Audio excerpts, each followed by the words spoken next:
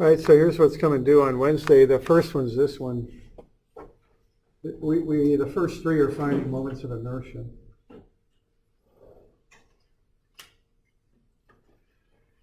And this first one, I'd like you to do it two ways. One is with calculus, and then the other is using the tables on the back of your formula sheet.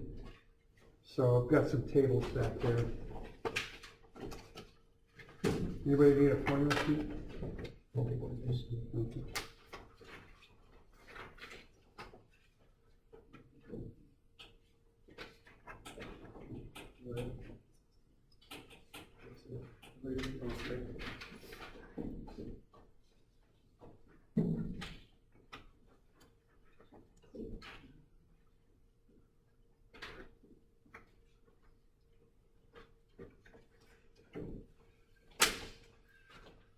All right, so the first thing to do is to do some calculus here. Now, to get this moment of inertia, the basic definition is an integral. Now, what an integral is adding a bunch of stuff up, is what it is. And then you integrate r squared dm. So you're going to break that thing up into a bunch of little dm's, and then you're going to find the distance from the axis, which is this z-axis, to the dm's. And you're going to square that distance and then multiply it by dm. And you're going to do that process repetitively until you've covered the whole object. All right, so this requires a little bit of strategy here. So we're going to look down from the top is what we're going to do. And if we do that, we're going to see a ring that looks something like that. And I think the way to go with these dm's is to go with, I think they call it the shell method. Do they still call it that? A bunch of rings. Concentric rings like that, okay? And then the advantage of doing it that way is they're all one consistent distance from the center, or not that they're all, but a particular ring is one particular distance from the center point, okay? So that would be r. So that's the basic setup on doing this integral. So what you need then is a term for dm. All right, now what you're going to do is take that ring and basically cut it and lay it out flat and make it into a very long, thin rectangle.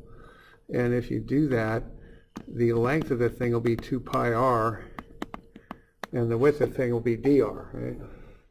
So what we're doing, we're taking this ring out of the disc there, we're cutting it and laying it out like so. All right, so what we're going to get when we find I is we're going to integrate, we're going to measure a distance out r squared there, and the area of that is going to be 2 pi r, which is the length, times the thickness, which is dr. Okay, so there's an area. Now we want to be in cubic meters here, I think, so we'll multiply that by 0.05, which is the thickness, and that'll get us a volume. And then we'll want to multiply that by the density, 2400, okay? So you're going to end up with a big constant there based on the 2400, the 0.05, the 2, and the pi. That can all come out because it's just a constant. And what's left behind is r cubed in dr. Okay? So you just run the integral there on that, and you can work that out. So that's how you would do this with calculus. Okay.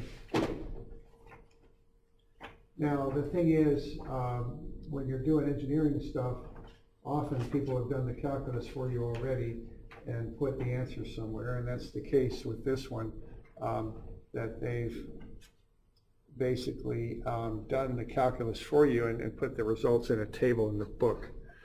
So, all right, so what we end up with here when we do I is we get all those constants out there, 2400, 0.5, and 2, which is 240 times pi, and then we're going, what, r cubed dr.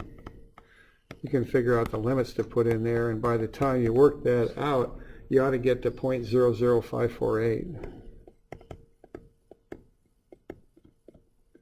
Kilogram meter squared is the units. Okay. That's one way to do that. Now the other way to do it is to rely on these people who have already done the calculus for us. And what the people who have already done the calculus for us have determined is the moment of inertia of a disk. Okay, so the moment of inertia of a disk, on the back of your formula sheet, it looks like that. And you're going to use the z-axis there. And what that is 1/2 the mass times the radius squared. Okay. So what you would want to do then would be to come up for a method of using that formula to get the moment of inertia of what we've got there. Now, it's important that you do it this way. You can't take any shortcuts on this. So you want to find I for the entire disk and then subtract off I for the cutout. Okay, so that's what you would want to do there. All right, so you're going to want to find the mass of the disk. All right, and that's, yeah, question there. On the table, there actually is a hollow ring. Right. Yeah, I see that. The hollow ring, the assumption is the thickness of the ring is very, very small. Okay. So that's the assumption that's being made there. And I don't think that'll quite work with what we got. It'll come close, but it won't be quite as good as doing it this way. But, yeah, okay. All right. So we're doing all right? So we want to find the mass of these things. So what they are, they're pi r squared times the thickness times the density. So what? So pi for that first one, the radius is that outer radius. So that's 0.075, remember to stay in meters here, squared times 0.05, which is the thickness. So when you do that, you get the volume. So that's pi r squared times the thickness, and then you multiply it by the density, 2,400 kilogram per meter cubed. All right, so that'll get you the mass of the disk. Okay, and when you run that, what you get is 2.121.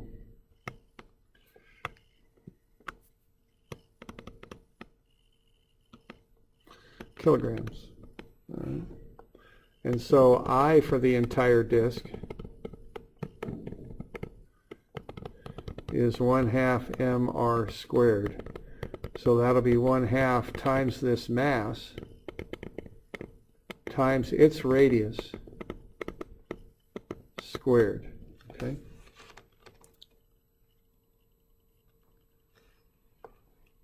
And that's 0.005965.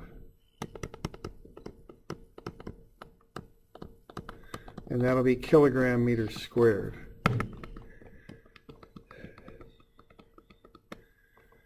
Okay, so I sub g here is the 1/2 mr squared. All right, and then you do the same thing for the mass of the cutout, which of course will be a negative. So that'll be, when you work out the mass of the cutout, you get a negative 0.6032. And then you can find I for the cutout. And that comes out to be negative 0.004826. Or 300, so 3 zeros, 4826.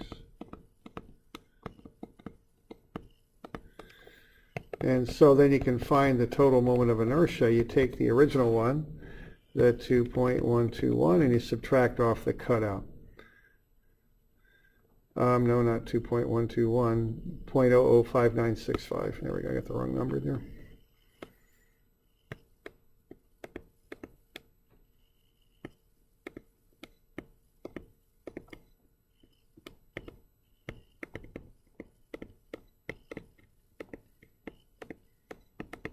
Just subtract that out, you'll get your answer. It's 0.000548. Just as before. So those are the two ways of doing these, okay? You can use the tables or you can use calculus. Okay. Now again, you can't shortcut this. You can't just find the total mass of that hollow looking shape there and work with that to get a moment of inertia if you're doing the tables. You got to take the whole solid thing as though it's a solid, find its I, and then take away the moment of inertia of the cutout. That's how that would go. All right. Questions on that? All right. All right, now the next one here, this is the transfer axis theorem bit. So what you're going to do here is you're going to find I sub g, which would go through this axis here, okay? So you're going to find I sub g, and from that you're going to add the mass times the distance squared. All right, now what the distance is that distance right there from the center of gravity to point A. What we're looking at here, if you're kind of relating this to something you might be interested in industry or something, is if you're taking that plate, putting and it's really hard to put an arrow in here that shows this motion, but maybe it might be the best I can do, and something like that, and then making it rotate around A, okay? So think of there being like a torque at A. Think of A as being a vertical shaft. You've got that plate sticking out from the shaft, and you're going to try and spin that thing about that axis. This is the number that tells you how hard it is to make it spin. The equation that you end up using for this is m equals I alpha, okay? So when you look at the moment you apply there about that shaft in the corner, that'll equal the I you calculate times the angular acceleration alpha. So what you're going to do then is find I sub g. Now if you look at your table in the back there, you do have to be conscious of the fact you've got different i's, that I is dependent upon the axis you use to calculate it. All right, so if you have a plate here, and you have a z-axis, and you've got A and B, you want to use that z-axis, because notice that our axis that I've labeled G here, that is normal to the flat surface of the plate, the big rectangle, as is our z-axis here. So what we're going to do to get I sub g for this thing,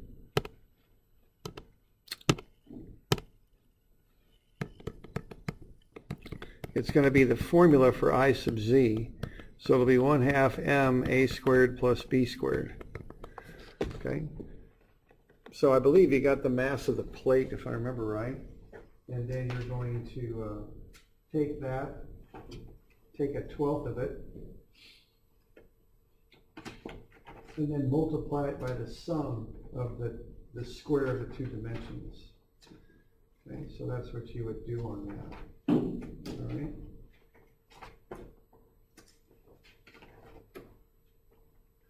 Oh, I guess you're not given the mass, but you're given the density and the volume. So the mass is equal to the density times the volume of the plate. Okay. So the mass, when you work that out, will come out to be something 2592 grams. Okay. I can't remember how I worked this thing out and what units I used for the answer. I did use grams centimeters squared, so that's what I worked in. So we'll just leave that in grams.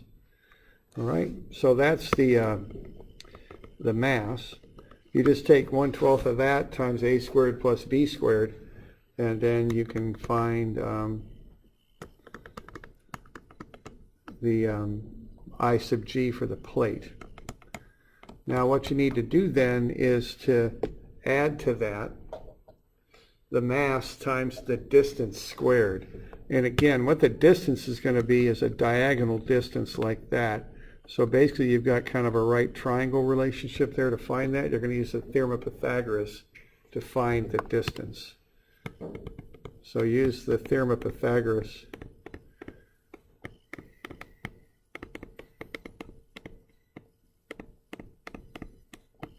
to find D.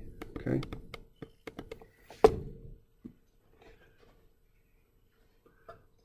So you're going to get I sub g, and then you're just going to do the md squared thing and add them together. That'll get you I sub a.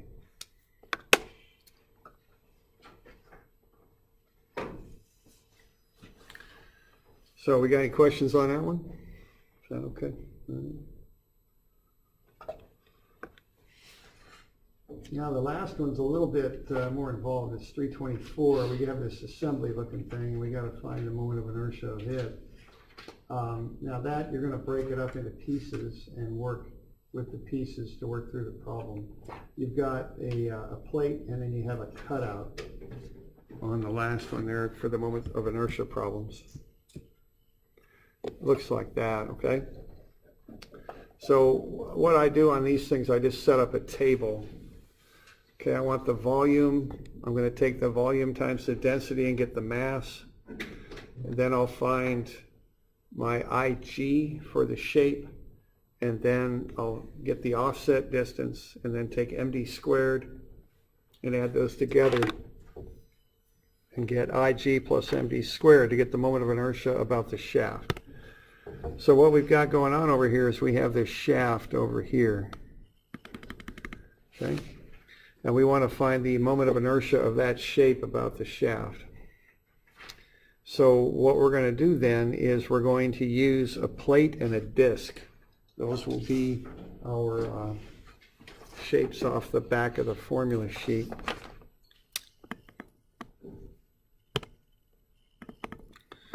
Okay. So we've got a plate that on your formula sheet looks something like that, and then we have a disc that we're going to use, something like that. All right, now what's happening here is to figure out how to calculate this stuff. Look at the axes, okay? So this axis is coming normal to the plate, okay?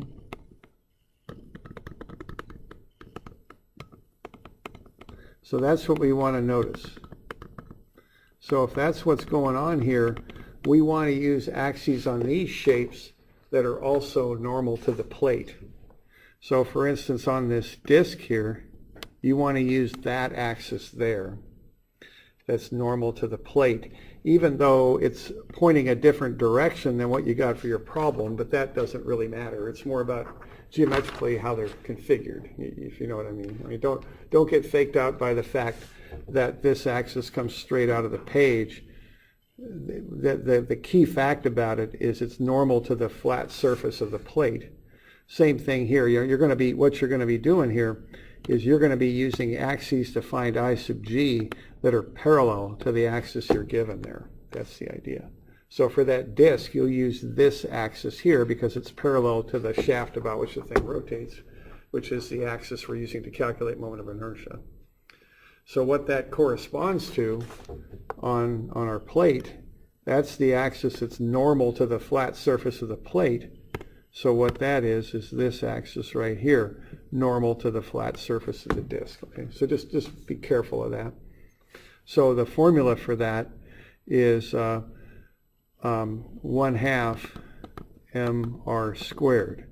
Okay, that's I sub g for the disc.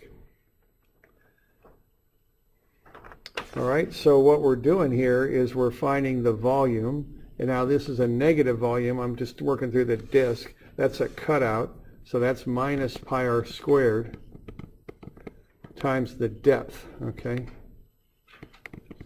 So that's how I'm finding the volume. Okay, you're given the thickness of that plate. It's 1.5 centimeters, so that's where the 0.05 comes from. Okay. Then you get the mass. Now what the mass is the volume times the density. And you're given the density of the material up in the problem statement.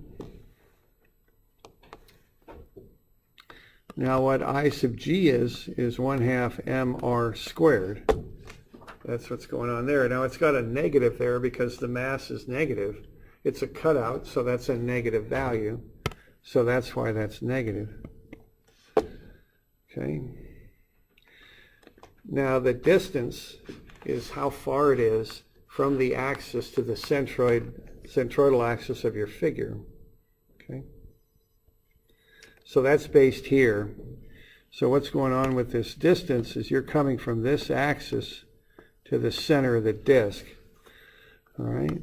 So there's 8 centimeters over from the right-hand side is where the center of the disc is. 3 centimeters from the left-hand side is where the axis is. Okay, so when I start at the axis, what would happen here is I would go 15 centimeters out to get to the end of the plate, and then I would come 8 centimeters back. So that's 15 minus 8. So that would be a 7 centimeter distance.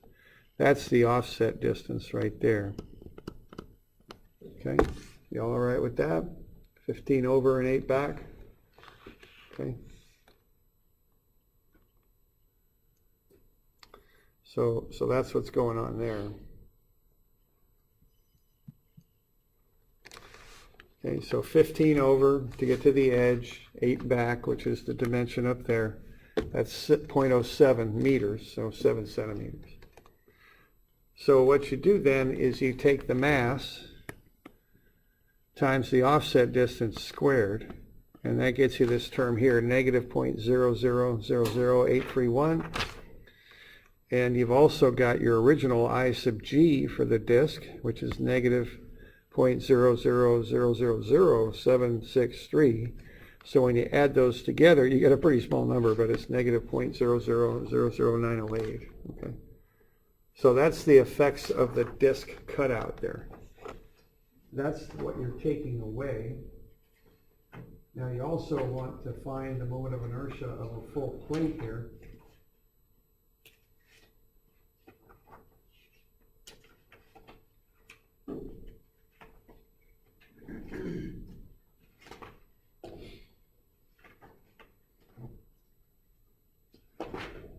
Okay, and when you get to the full plate, it's 0.000972.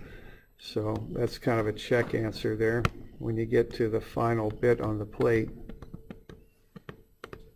Okay, that's what that ought to come out to be. I sub g is 0.0005054. Okay. So you just go through the same process for the plate, come up with 0.000972, then you'll take away 0.0000908, and you come up with a total. It's 0.000881. And the units on that are kilogram meters squared. Okay. So that's the total.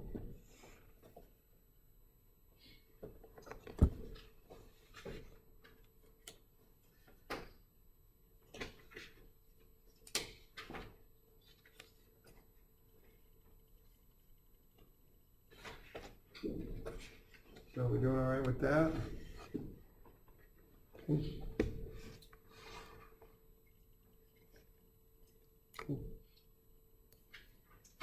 All right.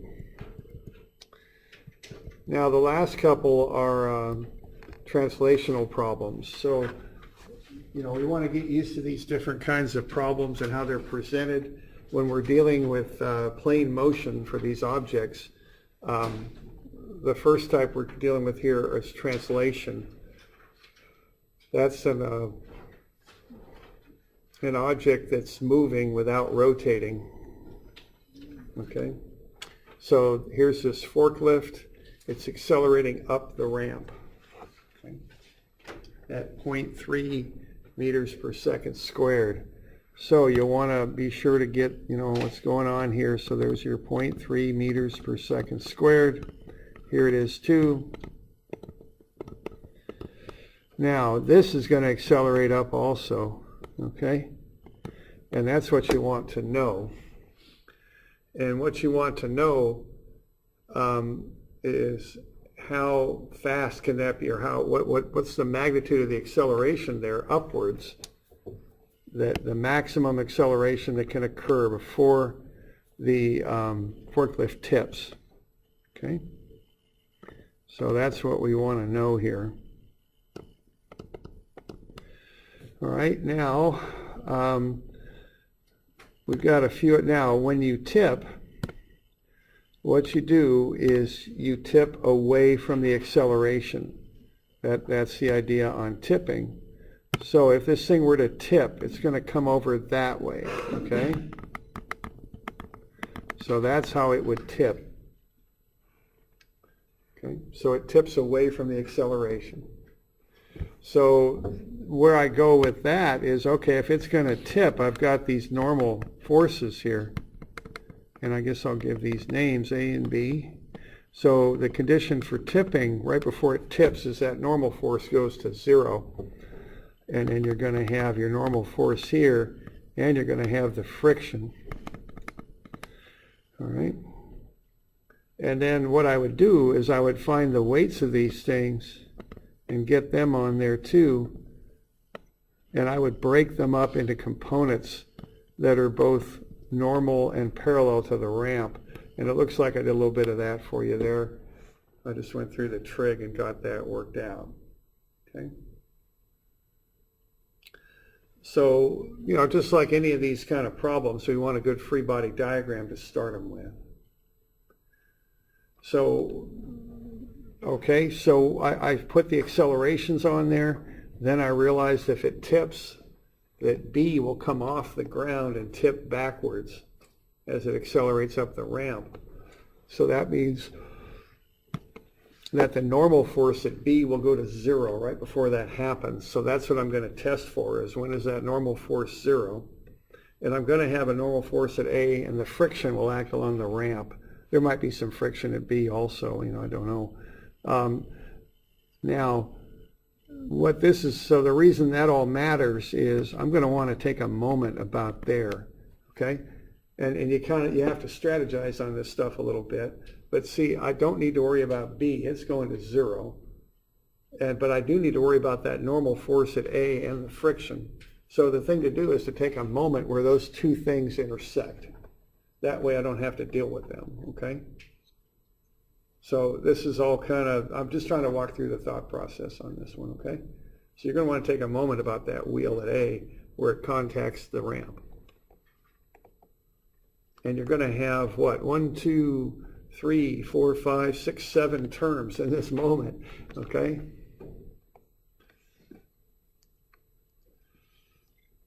And so you're going to want to get that all lined out. Now here's part of the solution. Now I do want to emphasize to you this approach that, you know, I kind of go over here, that you put the static stuff on the left. Okay, so I've got that free body diagram drawn up. So for instance, here's 325 newtons. That's the component of the weight of that object that's being lifted that's normal to the ramp. So that's going to come down like that. That's going to swing like this. And that's going to be positive. And that's a y prime force. So the moment arm will be an x prime. And that will be 2.6 meters there, okay? And then I've got the 107.4, that's going this way. That will also come around counterclockwise. And the moment arm on that is 1.4. Now you got a couple more terms for statics, okay? And I've kind of indicated those there. And then you're going to have to relate that to the dynamics. So what you're going to have for the dynamics is this acceleration here, if you were to extend it, would come up around like that. So that's a negative. I got the mass, and I've got the unknown acceleration, and I've got the moment arm. That acceleration is a y prime acceleration. So again, I want an x prime moment arm, 2.6. And then I've also got this component of acceleration here, which once again will come around clockwise. Or will it? Let's see. 0.3, 1.4. That just might be a typo in there. Is that a typo? Should that be a negative? Sure looks that way, doesn't it? Because that's going this way. It's going to accelerate clockwise. So yeah, I think I got a bit of a typo there. I just checked to be darn sure on that. But yeah, that's a typo. That ought to be a negative there, okay? So it's coming around negative, okay?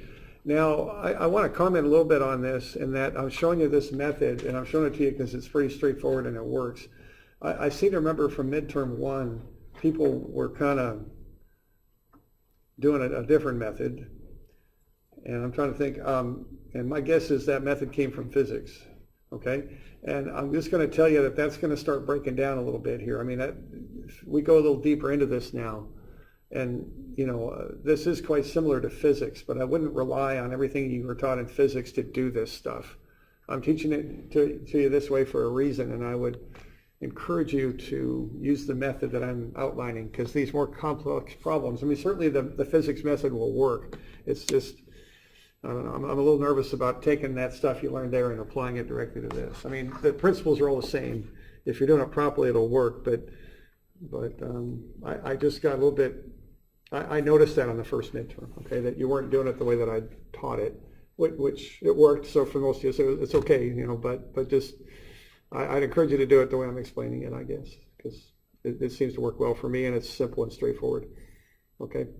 I'll just leave it at that, I guess, but okay, so static stuff on the left, dynamic stuff on the right. Watch your signs, because now we're going to get into problems that got lots of different sign things going on, and that's why I'm doing it this way, okay? It seems to be an effective method. So, are we good with all that? Any questions on that? Okay. All right, you got a few more terms to be filling in there, 3 more of them, I think, so, you know, left some blanks in there for you to fill in, okay? And then you can get to the answer, which is 2.28.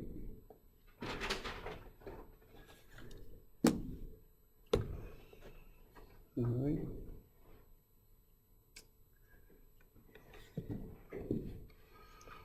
Questions on that? Okay. So that's kind of the drill for doing this type of problem. So, you know, this stuff will be on the final. So you're going to want to, kind of like what we were talking about in that last midterm, you're going to want to recognize a problem for what it is. This is a translational problem. When you see that, there's a certain approach you take on it. You get a free body diagram. You generally take moments about one or the other of the supports on the object to find the force on the other, or you might have a zero reaction on the other, so you take the moment to find what condition leads to that zero reaction. Okay? That's the general approach on these. Okay. We also have this one here. We have this object, this forklift thing, or this vehicle. It's accelerating to the right. We want to know a couple of things about this. We want to know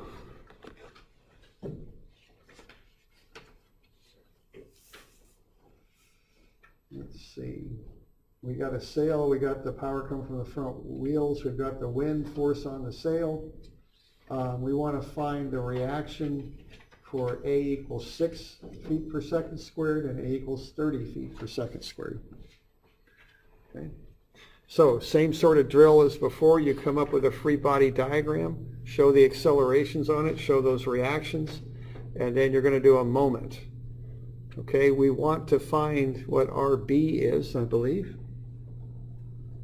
Okay, so to do that, you will take a moment about point A, which is there. There's also, it's accelerating that way, so the friction X there too.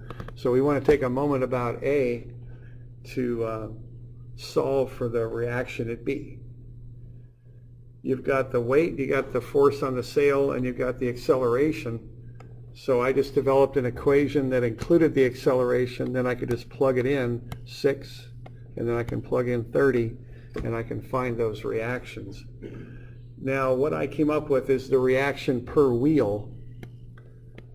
So that's why I've got that 2 in there. So just be aware of that. That's how I set that up. Even though you're only seeing one wheel from this view, there are 2 wheels there, okay?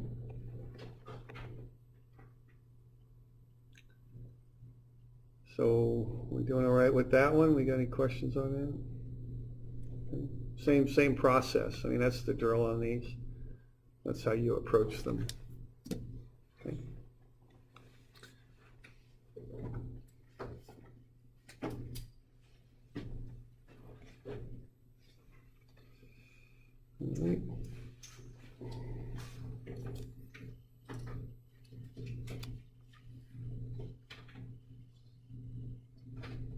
All right, so those are due on Wednesday. Okay.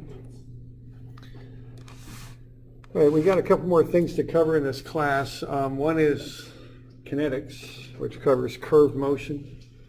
And what we're going to, I'm sorry, kinetics, we're going to look at rotation, which would be like curved motion.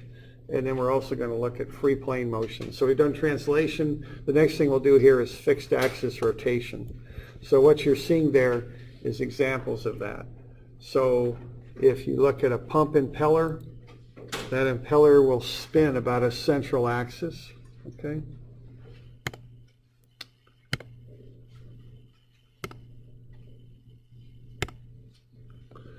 Like that.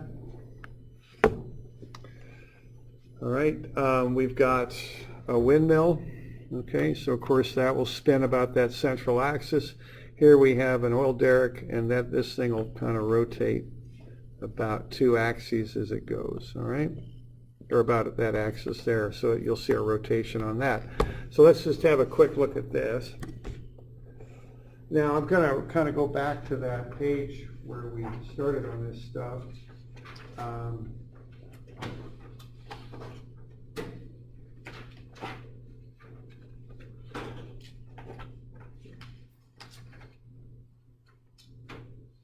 And this is on 670. So what we're going to look at in particular with this stuff is when there's a moment, when the thing starts to spin, okay, and how to get its angular acceleration. So here's one equation we can use to do that. Its sum of moments about the center of gravity is I sub g alpha. And if your axis goes through the center of gravity, that works quite well. So why don't we just look at one simple example and we'll call it good here. So let's have a look here on a simple example of this stuff that illustrates the use of I, and that is 720. So let's say we've got this plate, we've got a motor back here, and the motor will apply a moment of 40 Newton meters to that shaft, and that will make that plate spin. Let's find the angular speed of the plate after 4 seconds. We'll assume the mass of the shaft is negligible. Okay? And this is similar to a pump setup. It's not a pump, obviously, it's a plate, but a pump, you've got a motor with a shaft coming out of it that goes to a spinning impeller. There's a pump right there. There's the shaft that I've circled, and then there's the red things, the impeller that would spin. So let's see how this thing will react to the moment we're applying. All right, now what we want to do is find the moment of inertia of the plate. Now, to identify the axis, you look at the axis about which the plate spins, and that would be an axis right there, okay? So it goes right through the center of gravity, presumably, and it comes out of the page. The axis is normal to the flat rectangle there on the plate. Now again, if you look at your formula sheet on the back, it's drawn up differently, but it's still a rectangle, okay? So what we've got on the back of the formula sheet is a plate that's drawn like this, not in the orientation you got on your problem, but we're going to use the z-axis because that's the axis that's perpendicular to the plate, okay? So the appropriate axis to use to find the moment of inertia is the axis you're going to rotate about, or one parallel to the axis you're going to rotate about. So we'll use IGZ for the plate. Okay? And that formula is 1/12 m a squared plus b squared. So we're going to take 1/12 and we're going to multiply that by the mass of the plate, given as 235 kilograms, and then we're going to square the two sides of the plate, 0.4 and 0.9. We're going to add those together, and we're going to multiply that by 235 and divide by 12. And when we do that, we're going to come up with 19 kilogram meters squared. Okay. That's the moment of inertia of the plate, and that number tells you how hard it is to make the plate spin, or once it starts spinning, how hard it is to make it stop. The bigger that number is, the harder it is to do those things. So the formula that fits into is sum of the moments, which in our case will be 40 Newton meters. That's the statics moment. That's just a couple applied to that shaft is all it is. And that will equal our I sub g that we just found times alpha, and alpha is the unknown. So we can solve for alpha. Now the units on alpha come out kind of funny. They're 2.11 Newton meter per kilogram meter squared, which seems like a pretty weird unit, and it is, but what you want to do to resolve that is realize that 1 Newton is 1 kilogram meter per second squared, and plug that in for the Newton. Okay, so if I plug in a kilogram meter per second squared in for the Newton there, I'm going to get a kilogram meter per second squared divided by a kilogram meter squared. So the kilogram meter stuff's going to cancel out, and I'm going to end up with 2.11 when I do the calculations, and I'm going to have a nothing over a second squared, and a nothing is a radian in this case. Okay, radian's a ratio of two lengths. Radius to circumference, I think. Okay. So those units do work out. We don't need to run them through like this every time. I just did it this way one time just to show you. As long as you're using standard units, the moment on the left in Newton meters or pound feet will equal I sub g, which will, metric will be kilogram meters squared, and English or imperial will be slug foot squared times alpha. Okay, alpha is in radians per second squared. So that gets us alpha. Okay. And then to finish that up, we want to find the angular speed of the plate after 4 seconds. So we could go ahead and do that, just knowing that alpha is 2.11, and what do we got there? We got omega is omega 0 plus alpha t, right? That's what we got there. So then we just plug the stuff in, and we can solve for that, assuming we have a constant torque there. So omega would be 0 plus alpha, which is 2.11, times the 4 seconds. And that will get us omega at 4 seconds, and that looks a lot like 8.44 radians per second. So there's the